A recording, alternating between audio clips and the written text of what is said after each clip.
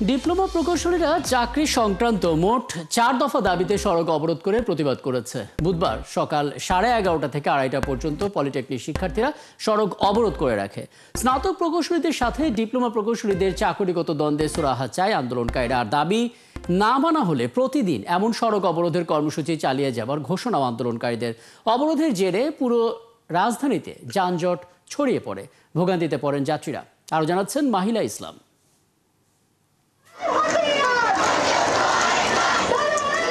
পূর্ব ঘোষণা অনুযায়ী সকাল থেকে পলিটেকনিক কলেজের শিক্ষার্থীরা তেজগাঁও 7 রাস্তায় জড়ো হন। শিক্ষার্থীদের দাবি 10ম গ্রেডের চাকরিতে কোনো কোটা নয়, কারিগরি শিক্ষার্থীদের জন্য বরাদ্দ রাখতে হবে। এমন আরও 3টি দাবিতে তারা প্রতিবাদ করে।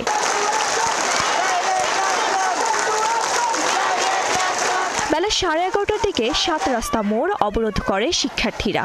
এই সময় যান চলাচল বন্ধ হয়ে পড়ে। শিক্ষার্থীরা প্রায় 3.5 ঘন্টা অবরোধ করে রাখে 7 রাস্তা মোড়। এ সময় পুলিশ নিশ্চুপ দাঁড়িয়েছিল।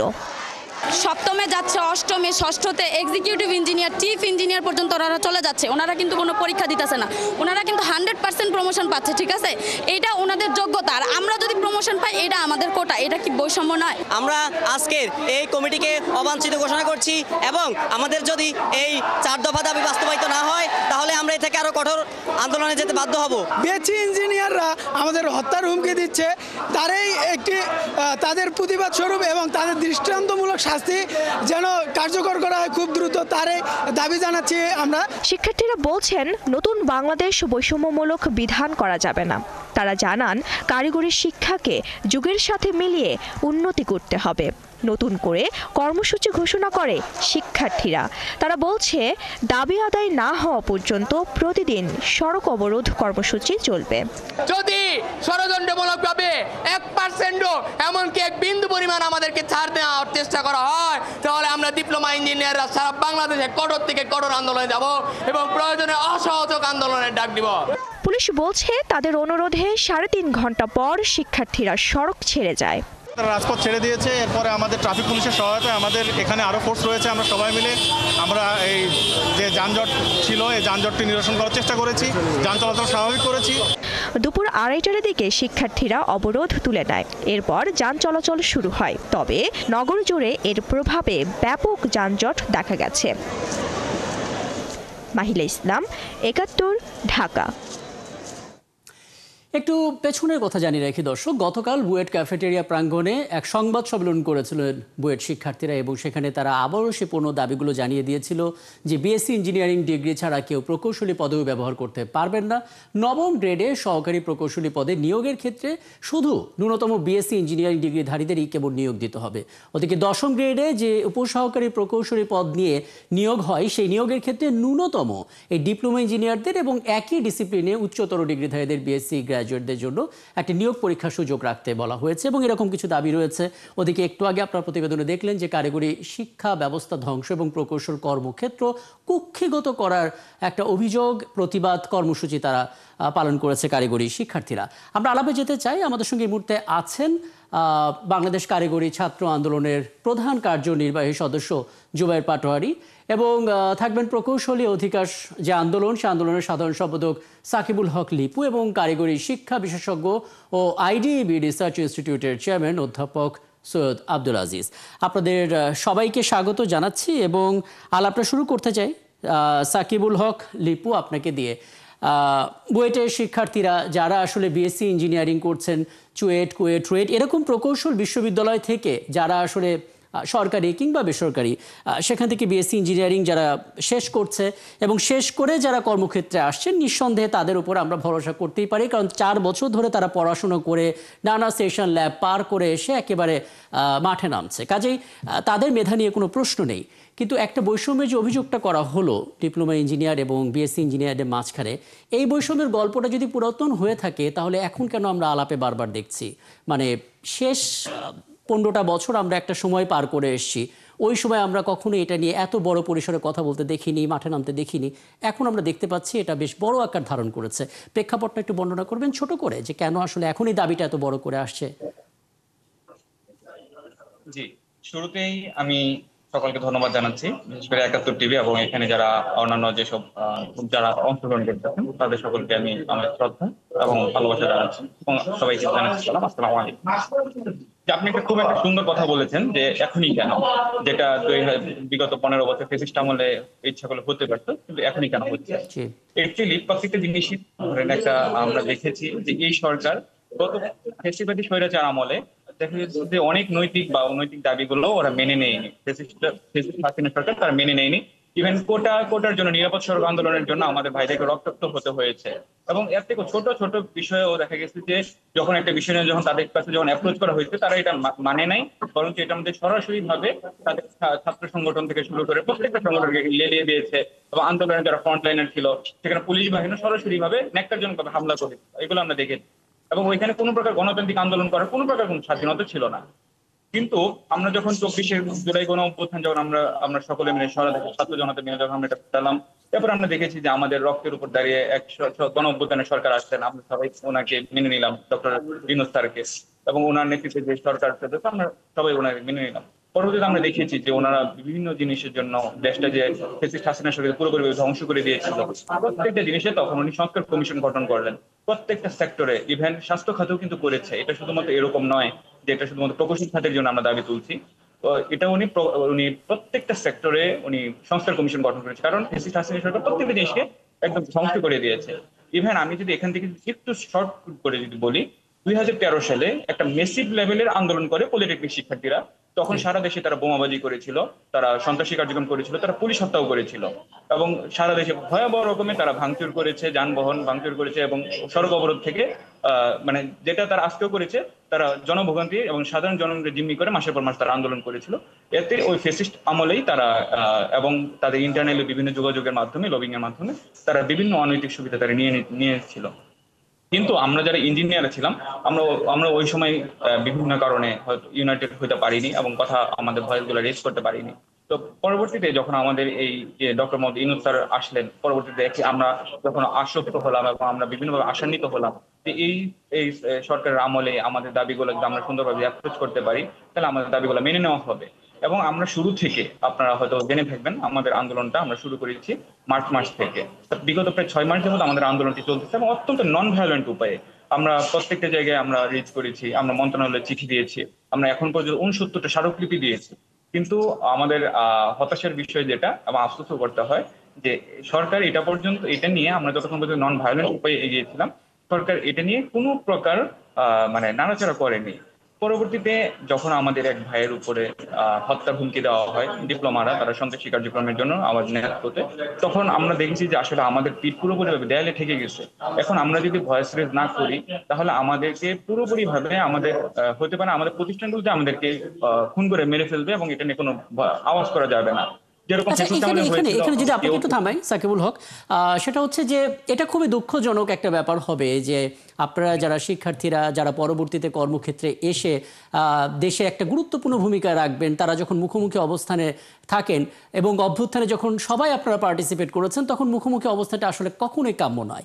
তো সেই জায়গা থেকে আসলে আপনারা কখনো নিজেদের মধ্যে বিএসসি বনাম ডিপ্লোমা ইঞ্জিনিয়ার যারা আসলে আছেন কথা বলার চেষ্টা করেছেন নিজেদের মধ্যে থেকে সমাধানের?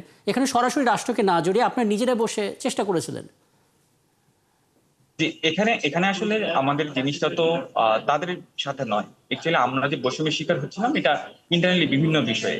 তো ওই জন্য আমরা যেহেতু এটা নীতি নির্ধারণ করে তো আর ডিপ্লোমারা নয়, বা ডিপ্লোমাদের সাথে যারা জড়িত তারা তো আর এটা নীতি নির্ধারণ করে না। এটা নীতি নির্ধারণ করে সরাসরি হচ্ছে মন্ত্রণালয় থেকে বা সরকারের উপর মহল থেকে। তো ওনারা যখন এই জিনিসটাতে যদি হস্তক্ষেপ না করেন তাহলে এটা তো আসলে কোনো সমাধান হবে না। তা আমরা ডিপ্লোমাদের সাথে বসে তো আসলে আমাদের কোনো সমাধান তো এখানে হওয়ার কোনো সুযোগ নেই। আচ্ছা, বুঝতে পারছি। সমাধান হওয়ার সুযোগ না থাকলেও অন্তত রাস্তা অবরোধ করে জনভোগান্তি তৈরি করার মতো কর্মসূচি দেয়াটা একটু হলেও বিবেচনায় আসা যেত।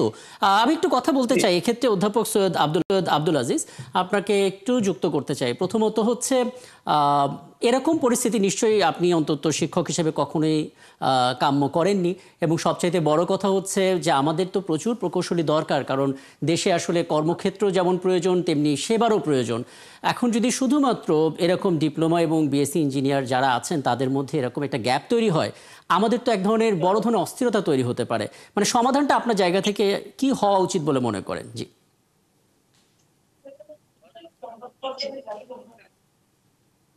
আমি আপনার কথাটা একটু পরিষ্কার শুনতে পাচ্ছি না, একটু সংযোগটা বোধহয় পুনঃস্থাপন করা হবে।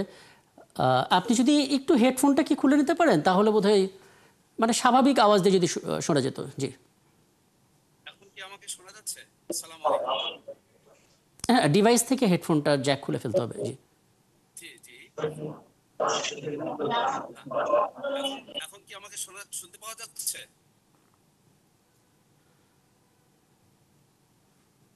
আচ্ছা আচ্ছা আচ্ছা, এখানে আমরা একটু সংযোগটা পুনঃস্থাপনের চেষ্টা করি এবং এই ফাঁকে আমি আরেকটু সময় যদি সাকিবুল হক লিপু আপনার সঙ্গে একটু নেই, কারণ হচ্ছে এখানে সংযোগটা পুনঃস্থাপনের চেষ্টা করা হচ্ছে। সাকিবুল হক, একটু বলবেন আসলে মানে যেই বাস্তবতা আপনি দেখতে পাচ্ছেন, যে অভিযোগগুলো এসেছে যে আপনাদের দিক থেকে স্বভাবত একটু বেশি সুযোগ দেওয়া হচ্ছে এবং সেই সুযোগ দেওয়ার ক্ষেত্রে দেখা যাচ্ছে আপনারা আপনাদের দিক থেকে এমন কিছু সুযোগ সুবিধা পাচ্ছেন যাতে করে ডিপ্লোমা ইঞ্জিনিয়ার যারা আসলে এতদিন ধরে ডিগ্রি নিয়ে কাজ করছেন তারা বঞ্চিত হচ্ছেন। আলাদা কোনো বক্তব্য আছে খুব ছোট করে, তারপর আমি জুবায়ের পাটোয়ারের কাছে যাব। জি, আপনি যে কথাটা বলেছেন যে এই জিনিসটা একদম পুরোপুরি ভাবে মানে উল্টো আমাদের সাথে ঘটছে। আচ্ছা, অ্যাকচুয়ালি বঞ্চিত ডিপ্লোমারা নয়, পুরোপুরি 100% বঞ্চিত হচ্ছে আপনার বিএসসি ইঞ্জিনিয়াররা। অ্যাকচুয়ালি এখানে আপনি যদি দেখেন যে বর্তমানে 10ম গ্রেড টেকনিক্যাল সেক্টরে স্বাভাবিকভাবে আমি যদি একটু এখানে আরেকটু সংযোজন করি যে বাংলাদেশের যে কোনো জায়গায় যারা উচ্চতর শিক্ষা অর্জন করে তারা স্বাভাবিকভাবে নিম্নতর শিক্ষাগত যোগ্যতা সম্পন্ন যে কোনো জায়গায় তারা পরীক্ষায় অ্যাপ্লাই করতে পারে, পরীক্ষা দিতে পারে, এই যোগ্যতাটা তাদের আছে, কারণ তারা কিন্তু উচ্চতর শিক্ষা অর্জন করেছে। কিন্তু আপনার একমাত্র প্রকৌশল সেক্টরে এই বিএসসি ইঞ্জিনিয়ারিং ডিগ্রিধারীরা তারা কিন্তু আপনার ওই জায়গা থেকে অ্যাপ্লাই করতে পারছে না, 10ম গ্রেডে অ্যাপ্লাই করতে পারছে না। এখানে পুরোপুরি ভাবে 100% কোটা বরাদ্দ করা হয়েছে ডিপ্লোমাদের জন্য। ইভেন যখন আমরা এটা নিয়ে হাইকোর্টের যখন আমরা দ্বারস্থ হয়েছি, হাইকোর্টও আমাদের সমস্ত যুক্তি তর্ক প্রমাণ আদি এবং পার্শ্ববর্তী দেশ ভারত, পাকিস্তান, শ্রীলঙ্কা, ইভেন আমরা যদি বড় বড় ওয়েস্টার্ন কান্ট্রিগুলোর কথা বলি, ইউরোপ, আমেরিকা, ওরাও পুরো সমস্ত কিছু মডেল বিবেচনা করে হাইকোর্ট কিন্তু আমাদের পক্ষে রায় দিয়েছে। আচ্ছা আচ্ছা, আমি প্রেক্ষাপটটা জানি এবং এটা আমরা যখন প্রতিবেদন করছিলাম তখন আসলে বিএসসি এবং ডিপ্লোমা শিক্ষার্থীদের যে প্রাগৈতিহাসিক যেই পরিস্থিতিগুলো ছিল সেগুলো নিয়ে ধারাবাহিকভাবে আমরা দেখেছি সিরিজ রিপোর্ট। আমি একটু জুবায়ের পাটোয়ারি আপনার কাছে আসি। মানে আমরা দেখতে পেলাম যে আজকে আপনারা রাস্তায় নেমেছিলেন এবং সেটা নিয়ে আমরা একটা প্রতিবেদন দেখলাম, আপনাদের দাবিগুলো স্পষ্ট হলো। একটা লাইন আমরা সেখানে দেখলাম, সেখানে বলা হচ্ছিল দাবি পূরণ না হওয়ার আগ পর্যন্ত এভাবেই আমরা অবস্থান করব, মানে সড়কে অবস্থান করা হবে। প্রথম কথা হচ্ছে অন্য কোনো পথে হাঁটা যেত কিনা? সড়ক অবরোধ করে জনদুর্ভোগ তৈরি করে দাবি মেটানোটা আসলে একটা আলাদা ধরনের ভোগান্তি তৈরি করে কিনা? আর দ্বিতীয় বিষয় হচ্ছে অবশ্যই ডিপ্লোমা যারা কোর্স করবেন তাদের প্রয়োজন আছে, কারণ ইঞ্জিনিয়ারিং প্রফেশনটা শুধুমাত্র পড়াশোনা না, এটা কারিগরি, এটা কাজ করতে হবে, দক্ষতা অনেক গুরুত্বপূর্ণ এবং অনেক ডিপ্লোমা প্রশিক্ষক আছেন যারা আসলে খুব মেধাবী, সেই বিবেচনায় আপনাদেরও গুরুত্ব আছে, কিন্তু সেই জায়গাটা আসলে অন্যভাবে সমাধান করা যেত কিনা বক্তব্যটা জানতে চাই। জি, জি ধন্যবাদ। আমার কথা কি শোনা যাচ্ছে? আমি পরিষ্কার শুনতে পাচ্ছি। জুবায়ের পাটোয়ারি, আপনি বলুন। জি, আজকের আমাদের যে কর্মসূচি ছিল সারা দেশব্যাপী, সেখানে আসলে আমাদের অবস্থান কর্মসূচি ছিল। আপনারা যদি দেখেন সেখানে বিশেষ যেই যানবাহনগুলো রয়েছে সেই যানবাহনগুলো আমরা চলাচলে সহায়তা করেছি, পাশাপাশি আমাদের অবস্থান ছিল এবং আমরা নির্দেশনা দিয়েছি কোনো প্রকার সহিংসতামূলক কর্মকাণ্ডে যেন না যেতে। আমরা আজকে হয়তোবা রাজপথে নেমে আসতাম না যদি সরকার কর্তৃপক্ষ আমাদের ডিপ্লোমা প্রকৌশলী বা পলিটেকনিক শিক্ষার্থীদের যে যৌক্তিক দাবিগুলো সেগুলো অনেক আগেই মেনে নিত। তো আপনারা জানেন যে আমরা কারিগরি ছাত্র আন্দোলনের ব্যানারে বিগত প্রায় 1 বছর ধরে 6 দফা দাবি নিয়ে আন্দোলন করে আসছি। মানে সেই দাবি নিয়ে এই পর্যন্ত আমরা কোনো সমাধান পাইনি, কিন্তু দেখতে পাচ্ছি যে প্রকৌশলীদের 3 দফা দাবি, যারা বিএসসি ইঞ্জিনিয়ার রয়েছে তাদের 3 দফা দাবি নিয়ে সরকার বিভিন্নভাবে কাজ করছে, কিন্তু আসলে কারিগরি শিক্ষা বা আমাদের ডিপ্লোমা প্রকৌশল সংগ্রাম পরিষদ থেকে যে 7 দফা দাবি নিয়েছে সেই 7 দফা দাবি নিয়ে আমরা কোনো অগ্রগতি দেখিনি। এবং আমাদের যে 7 দফা দাবি রয়েছে সেখানে আমরা উল্লেখ করেছি আমাদের কেন পদোন্নতি প্রয়োজন, আমরা কোন কোন দিক দিয়ে বৈষম্যের শিকার এবং কারিগরি শিক্ষার উন্নয়নে কি কি প্রয়োজন সেগুলো আমরা সবসময় চেষ্টা করি। এবং আসলে নতুন বাংলাদেশ বিনির্মাণে আমাদের কারিগরি শিক্ষার যে গুরুত্ব এবং পার্শ্ববর্তী দেশগুলোর থেকেও কিন্তু আমরা পিছিয়ে রয়েছি। তো আমরা চাই আসলে কারিগরি শিক্ষাতে অগ্রগতি বৃদ্ধি পাক বাংলাদেশে ডক্টর মোহাম্মদ ইউনূস স্যারের যে ৩-০ বাংলাদেশ, এটা আমরা বিনির্মাণ করতে চাই। কিন্তু জি, সেক্ষেত্রে জুবায়ের পাটোয়ারী, যেই কমিটিটা গঠন করা হয়েছে ৬ সদস্যের সরকারের পক্ষ থেকে জ্বালানি উপদেষ্টার বরাদ দিয়ে আমরা এই খবরটা প্রচার করছি, এটা কি কোনো রকমের আশাবাদ তৈরি হচ্ছে আপনাদের দিক থেকে? আমরা কমিটি সম্পর্কে জেনেছি, অবগত হয়েছি, যেহেতু মিটিং এ আমি সরাসরি উপস্থিত ছিলাম না। কমিটি সম্পর্কে আমরা এখনো লিস্ট দেইনি আমাদের পক্ষ থেকে কারা কারা থাকবে। তবে আমরা আশাবাদী যে রাষ্ট্র হয়তো বা কারিগরি শিক্ষার ধ্বংসের জন্য এমন কোনো পদক্ষেপ নিবে না যেটা আমাদেরকে ব্যাহত করবে। একদম, এই প্রত্যাশা শুধু আপনার না, এই প্রত্যাশা বোধহয় সবারই। আমি একটু অধ্যাপক সৈয়দ আব্দুল আজিজ, বোধহয় আপনার সঙ্গে সংযোগটা স্থাপন করা গেছে। আপনি কি শুনতে পাচ্ছেন আমাকে? একটু কথা বলবেন? আনমিউট করে নিতে হবে, আনমিউট করে নিতে হবে একটু। না, আপনারটা একটু আনমিউট করে নিতে হবে। এখন আমাকে শোনা যাচ্ছে? হ্যাঁ, এখন কিছুটা শোনা যাচ্ছে। মানে আমি আপনার কাছ থেকে একটা সমাধান খুঁজছিলাম। মানে ডিপ্লোমা ইঞ্জিনিয়ার যারা আসলে কোর্স করেছেন তাদের সংখ্যা অনেক বেশি, এবং বিএসসি ইঞ্জিনিয়ার যারা আছেন তাদের সংখ্যাও বেশি। তাদের প্রত্যেকেরই প্রয়োজন আমাদের এই দেশের জন্য আছে। একটা শান্তিপূর্ণ সমাধানের প্রয়োজন আসলে, যেন প্রত্যেকে পড়ার টেবিলে ফিরতে পারে এবং সেবা দেয়া বলতে যা বোঝায় সেটা তারা করতে পারে। করণীয়টা কি একটু? জি, আমি প্রথমে ধন্যবাদ জানাচ্ছি ৭১ টিভির সকল দর্শক শ্রোতাকে, এবং সেই সাথে আমাদের ছাত্রদের, উভয়ই আমাদের সন্তান তুল্য। আমরা তাদের শব্দগুলোকে যদি বিবেচনার বাইরে রেখে আমরা যদি তাদের সংকটের দিকে একটু তাকাই, তাহলে আমার মনে হয় আমাদের সমস্যা থেকে আমরা বেরোনোর পথ বের করতে পারব। মূল সংকটটা আমরা যেটা উপলব্ধি করতে পারছি সেটি হচ্ছে আমাদের সাপ্লাই যেটা হচ্ছে, মানে গ্রাজুয়েট ইঞ্জিনিয়ার এবং ডিপ্লোমা ইঞ্জিনিয়ার, আমরা যেভাবেই বলি আমাদের সাপ্লাই সাইডের সাথে ডিমান্ডটা আমাদের শ্রমবাজারে অর্থাৎ চাহিদার সাথে আমাদের সরবরাহটার একটা বিরাট গ্যাপ হচ্ছে, এবং এটাই হচ্ছে সংকটের মূল কারণ। এবং শ্রমবাজারের সাথে অর্থাৎ আমাদের যে ইন্ডাস্ট্রি ডিমান্ড, এটার সাথে আমাদের টোটাল ইন্ডাস্ট্রি ইঞ্জিনিয়ারিং এডুকেশনটা আসলে কিন্তু বিচ্ছিন্ন নয়। এটা টপ লেভেলে ইঞ্জিনিয়ারিং এডুকেশন, মিড লেভেলে টেকনোলজি এডুকেশন এবং বটম লেভেলে টেকনিশিয়ান এডুকেশন, এবং এই তিনটা স্তর সমন্বয়েই কিন্তু ইন্টারন্যাশনাল ইঞ্জিনিয়ারিং অ্যালায়েন্স বলা। এই তিনটাই ইঞ্জিনিয়ারিং এডুকেশনের স্তর এবং একটি অপরটির সাথে কিন্তু সম্পূর্ণরূপে সম্পর্কযুক্ত। এটাকে কিন্তু বিচ্ছিন্নভাবে দেখা যাবে না। সমাধানটা দুভাবে হতে পারে। প্রথমত, আমাদের একটি মনস্তাত্ত্বিক যে বিভাজনটা, এখান থেকে আমাদের বেরিয়ে আসতে হবে, যেটা আপনি শুরুতে বলছিলেন। সেটি হচ্ছে আমরা সকলেই কিন্তু ইঞ্জিনিয়ারিং টিম মেম্বার। আমরা যদি অপরের কাজকে, অপরের যে অবদানটা আমাদের উন্নয়নে, এটাকে শ্রদ্ধার সাথে আমাদের দেখতে হবে, এবং প্রত্যেকেরই কিন্তু গুরুত্বপূর্ণ ভূমিকা রয়েছে। এই মনস্তাত্ত্বিক একটি ইতিবাচক দৃষ্টিভঙ্গি আমাদের প্রয়োজন। এবং আমরা দুজন ছাত্র প্রতিনিধির যে কথাটি শুনলাম, সংকটটি কিন্তু হচ্ছে এই কারণে যে গ্রাজুয়েশন কমপ্লিট করার পরে অথবা পলিটেকনিক প্রোগ্রাম কমপ্লিট করার পরে তারা কিন্তু শ্রমবাজারে এসে, তাদের চাকরি বাজারে এসে তারা চাকরিটা পাচ্ছে। এবং উপদেষ্টা মহোদয় একটা সুন্দর উপমা দিয়েছেন, সেটি হচ্ছে যে কেকের সাইজটাকে আমাদের বড় করতে হবে। এটি আমি যদি একটু একাডেমিক্যালি আমি বলি, অর্থনীতিতে দুটো তত্ত্ব আছে। একটি হচ্ছে রেড ওশিয়ান স্ট্র্যাটেজি কৌশল, আর একটি blue ocean strategy. Red ocean স্ট্র্যাটেজিটা হলো যেখানে খাবার কম কিন্তু ভোক্তা অনেক বেশি, তখন সীমিত খাবার নিয়ে অনেকেই কিন্তু আমাদের প্রতিযোগিতায় লিপ্ত হচ্ছে, এটাকে রেড ওশিয়ান এনভায়রনমেন্ট বলা হয়। আর ব্লু ওশিয়ানটা হচ্ছে যেখানে অবারিত, যেখানে সুযোগ রয়েছে এবং যেখানে কিন্তু মানে যিনি গ্রাহক হবেন তার জন্য কিন্তু সুযোগটা অবারিত রয়েছে। এটা হলো ব্লু ওশিয়ান। উন্নত বিশ্বগুলো কিন্তু তাদের সাপ্লাই সাইডটাকে ডিমান্ড সাইডের সাথে ম্যাচ করেছে। আমাদের এই উভয় পক্ষকে, আপনি যেটি বলেছিলেন পেশাজীবী সংগঠন এবং আমরা যারা অভিভাবক এই প্রতিষ্ঠানগুলো আছে, আজকেও আমরা বসেছিলাম, বিশ্ববিদ্যালয়ের উপাচার্য মহোদয়গণ ছিলেন, পলিটেকনিক ইনস্টিটিউটের প্রধানগণ ছিলেন, অধ্যক্ষগণ ছিলেন। আমরা এই বার্তাটাই দিয়েছি যে আমরা আমাদের যে মেধাবী প্রজন্ম, সাহসী প্রজন্ম, যারা আজকে তাদের কথা শব্দগুলোকে আমরা মূল্যায়ন না করে তাদের সংকটটার দিকে আমরা তাকাই, এবং যদি আমরা উভয়ে একত্রিত হয়ে আমরা যদি তাদের যে কর্মসংস্থানের সংকট এটিকে যদি আমরা পূরণ করতে পারি, তাহলে কিন্তু এই যে কে ইঞ্জিনিয়ার নই, কে কোন স্তরের ইঞ্জিনিয়ার, এই বিতর্কটা অপ্রাসঙ্গিক হয়ে যায়। এবং উন্নত পৃথিবীর অনেক দেশে, যেটি আমাদের প্রিয় খুবই মেধাবী আমাদের লিপু যে জিনিসটা বলছিলেন, যে এই যে একটা শব্দ ব্যবহার করা নিয়ে এই তর্কটি তখন কিন্তু আমাদের কাছে অপ্রাসঙ্গিক হয়ে যায়। তো আমরা আজকে যে মিটিং থেকে আমরা কিন্তু এই বার্তাটাই আমরা দিতে চাই যে আমরা একই টিমের সদস্য, এটাকে বলা হয় ইঞ্জিনিয়ারিং টিম।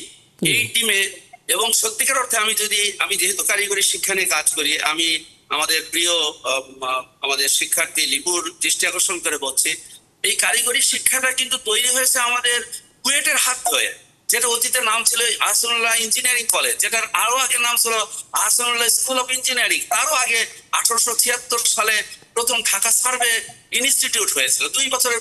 একদম আমার হাতে সময় থাকলে আমি আলাপটা দীর্ঘ করতাম, কিন্তু আমরা যদি পেছনে যাই তাহলে আপনার কথাটা আসলে আরো একবার সত্য প্রমাণিত হয় সৈয়দ আব্দুল আজিজ, যে আমরা আসলে একটা ইঞ্জিনিয়ারিং টিম, এখানে আসলে কে ইঞ্জিনিয়ার এবং কি ইঞ্জিনিয়ার পদ ব্যবহার করবে না, এই বিতর্কটা পাশে রেখে অন্তত মানের দিকে নজর দেওয়া উচিত সংকট দূর করার জন্য। অনেক ধন্যবাদ আপনাদেরকে আমাকে সময়টা দেওয়ার জন্য। আমাদের সঙ্গে ছিলেন 3 জন অতিথি।